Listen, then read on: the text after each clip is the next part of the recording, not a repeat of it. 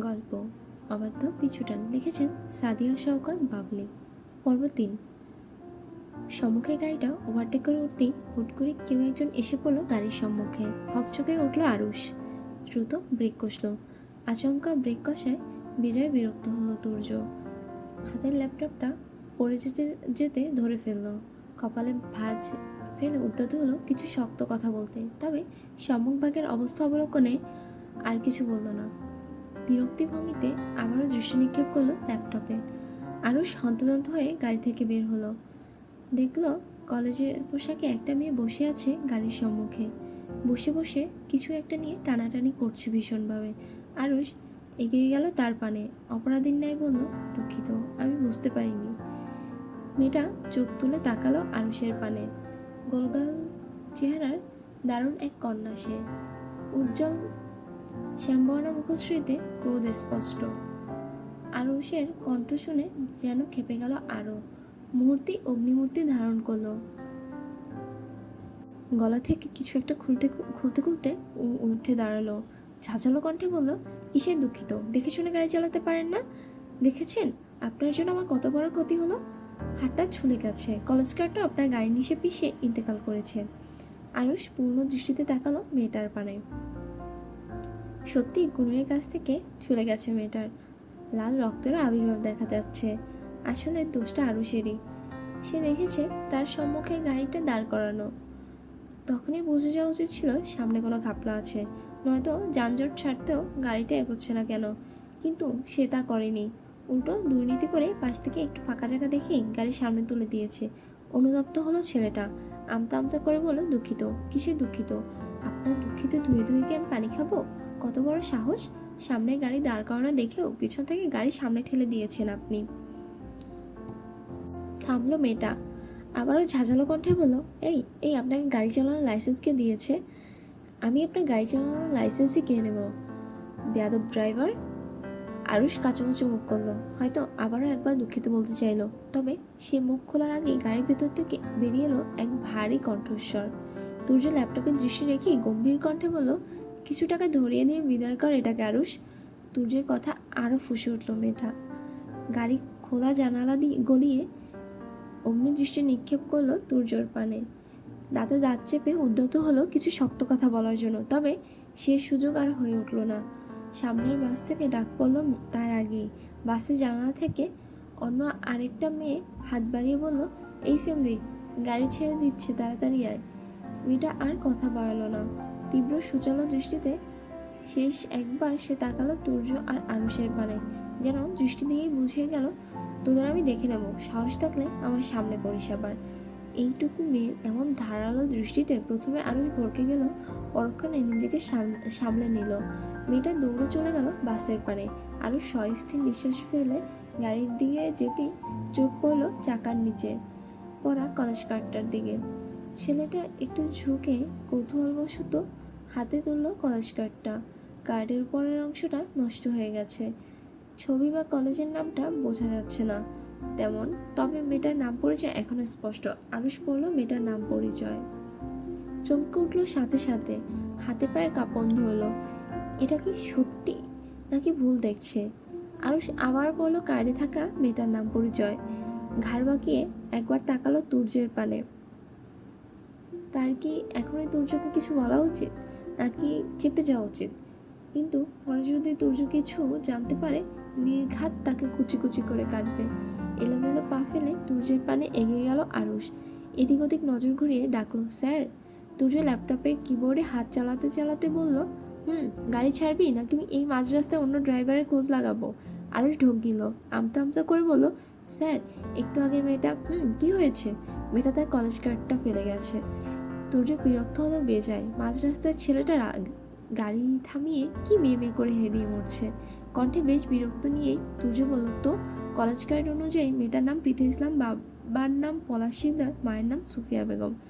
ল্যাপটপে কিবোর্ডে হাত থেমে গেল তুর্যর। তড়িৎ গতিতে সে ফিরল আরুষের পানে। নিজের কানকে যেন বিশ্বাস করতে পারছে না ছেলেটা। অবিশ্বাস্য কণ্ঠে বলল, তুই কি বললি? আবার বলতো। আরুষ আর একবার উল্টে পাল্টে দেখে কলেজ কার্ডটা, অতঃপর আবার বলল, স্যার, এই মেয়েটাই সম্ভবত আপনার মুরগির বাচ্চার মতো বউ ছিল। কার্ডের জন্ম তারিখ অনুসারে এই মেয়েটার বয়সও 17।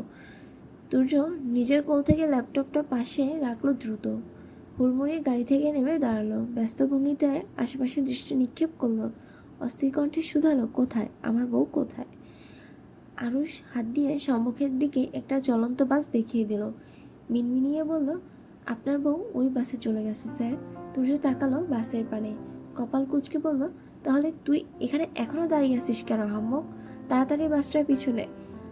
আরুষ ব্যস্ত পায়ে গাড়িতে উঠে বসলো। তুর্য উঠে বসতেই গাড়ি স্টার্ট দিল। ছুটে চলল বাসটার পিছু পিছু, কিন্তু হায় ভাগ্য বুঝি এবারও সহায় হলো না। কিছুটা দূরে গিয়েই আবার জ্যামে পড়ে বাসটা হারিয়ে ফেল তুর্য আর আরুষ। হতাশ হলো তুর্য, গাড়ির সিটের সাথে গা এলিয়ে দিয়ে থমথমে কণ্ঠে বলল, একবার দেখা পাই আমার বেয়াদব বউটার, আগে 2-4টা থাপ্পড় মেরে নেব, তারপর ভালোবাসা। জ্বালিয়ে মারছে শুধু আমায়। আরুষ চুপ রইল, উত্তর দিল না কোনো। কিঞ্চিত সময় পর আবার নিজেই মুখ খুলল তুর্য, হতাশ কণ্ঠে বলল, আমি বউকে খুঁজে মরছি আর বউটা আমার থেকে পালিয়ে বেড়াচ্ছে। এবার মুখ খুলল আরুষ, মিনমিনে কণ্ঠে বলল, কিন্তু স্যার আপনার বউ তো জানে না আপনি তাকে খুঁজছেন। তেতে উঠল তুর্য, দাঁতে দাঁত চেপে বলল, কেন জানবে না? মাত্র 10 বছর বয়সে আমার মতো একটা দামড়া ছেলেকে বিয়ে করে জামাই জুটিয়ে ফেলতে পারলো, অথচ জামাই যে তাকে খুঁজতে পারে তা জানে না। লেদা বউ আমার। ফুসফুস করে কয়েকটা নিঃশ্বাস ছাড়ল আর তুর্য, সরি আবার পড়তেছি, ফুসফুস করে কয়েকটা নিঃশ্বাস ফেলল তুর্য। চোখ বন্ধ করে নিল, সিটের সাথে মাথা এলিয়ে। কিঞ্চিত সময় অতিবাহিত হতেই কিছু একটা ভেবে ধপ করে চোখ দুটো খুলল আবারও। সোজা হয়ে বসে বলল, আমার বউ কি আমাদের গাড়ির সামনে পড়ে কোনো ব্যথা পেয়েছে? আরুষ আমতা আমতা করতে শুরু করলো। এখন যদি সে বলে দেয় যে মেয়েটার হাত ছুলে গেছে, তাহলে কেমন রিয়াক্ট করবে তুর্য?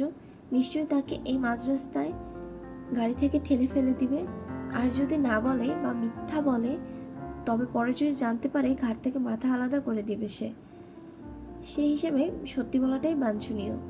আরুষ সময় নিল, অথবা তুতলিয়ে বলল, হাতের কনুইটা একটু ছুলে গেছে, রক্তও বেরিয়েছিল। তুর্যের বুকটা ছ্যাদ করে উঠল যেন। এতদিন পর বউকে যাও একটু খুঁজে পেয়েছিল, তাও বউটা তার তরফ থেকে আঘাত নিয়ে গেল। মূর্তি যেতে গেল তুর্য। খ্যাপাটে কণ্ঠে বলল, তুই দেখে শুনে গাড়ি চালাবি না আহম্মক?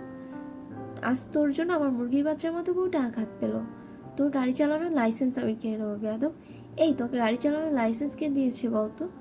আরুষ পড়লো মহা ফ্যাসাদে। যেমন স্বামী তেমন তার স্ত্রী, দুজনেরই নজর তার নিষ্পাপ লাইসেন্সের উপর। তবে এই লাইসেন্স তো তুর্য তাকে এনে দিয়েছিল। আরুষ ঘাড় বাঁকিয়ে তাকালো তুর্যর পানে, কিছুটা ঠান্ডা কণ্ঠেই বলল, লাইসেন্স তো দিয়েছে সরকার, তবে এই লাইসেন্স করার পিছনে টাকা ঢেলেছেন আপনি। আরুষের কথায় থুতুমুতু খেয়ে গেল তুর্য। আমতা আমতা করে বলল, বেটা বদমাইশ, চোখ কোথায় রেখে গাড়ি চালাস? বাসর করার আগে বউকে পিছিয়ে দিয়ে আমাকে বিধবা করার পায়তারা করছিলে। মির্জাফরের বংশধর কোথাকার। রাতের পরে দিনের দেখা মিলেছে। সকালে সূর্যটা ধীর গতিতে তার উজ্জ্বলতা বাড়াচ্ছে। সকাল হতেই তুর্য নেমে পড়েছে তার বউয়ের খোঁজে। কাল এখানে আসতে আসতেই বিকাল গড়িয়েছিল। তারপর আবার হোটেল ঠিক করে হোটেলে উঠেছে, তাই আর গতকাল খোঁজাখুঁজির সুযোগ পায়নি। তাছাড়া তুর্য যেহেতু রাজশাহীর এই এলাকাতেই মেয়েটার দেখা মিলেছে, সরি আবার পড়তেছি, এলোমেলো হয়ে গেছে অনেকটা। তারপর আবার হোটেল ঠিক করে হোটেলে উঠেছে, আর গতকাল খোঁজাখুঁজির সুযোগ পায়নি। তাছাড়া যেহেতু রাজশাহীর এই এলাকাতেই মেয়েটা দেখা মিলেছে, তাই কলেজ কার্ড দেখা মিলেছে এবং কলেজ কার্ড পেয়েছে, তার মানে মেয়েটা এই এলাকাতেই থাকবে, এই এলাকারই কোনো কলেজে পড়বে। তুর্য 2টা কলেজ খুঁজে ফেলেছে ইতিমধ্যে, কিন্তু বউয়ের দেখা পায়নি কোথাও। তুর্য বুঝে আসে না শহরের বুকে এক একটা এলাকাতে এত কলেজের কি প্রয়োজন। একটা কলেজ হলেই তো পারতো। এখনও আশেপাশে 2-3টা কলেজ আছে। এই 2-3টা খুঁজে না পেলে আবার নতুন করে খোঁজ লাগাতে হবে বউয়ের। ছেলেটার ভাবনার মধ্যেই তারা এসে থামলো একটা মহিলা কলেজের সম্মুখে। আরুষ আর তুর্য একসাথেই নামলো গাড়ির থেকে। গেট পর্যন্ত যেতেই পকেটে প্রবল ঝংকার তুলে বেজে উঠল তুর্যর মুঠোফোনটা। ছেলেটা পকেট ঘেটে মোবাইল বের করলো। মোবাইলের স্ক্রিনে তাকিয়ে আরুষকে বলল, তুই গিয়ে খোঁজ নে, আমি কথা বলে আসছি। অবাধ পিছুটানায় পর্ব 3 এখানেই শেষ হচ্ছে। আসলে আমি অনেকটা আটকে গেছি আজকে, হয়তোবা যারা আমার গল্পটা এই পর্যন্ত শুনছে তারা আমার ভুলগুলো একটু ডিকোড করে দিবেন, যাতে আমি আমার ভুলগুলো শুধরাইতে পারি। থ্যাংক ইউ এতক্ষণ আমাকে শোনার জন্য, আর আমাদের সাথে থাকার জন্য ধন্যবাদ। আশা করি আগামীতেও থাকবেন।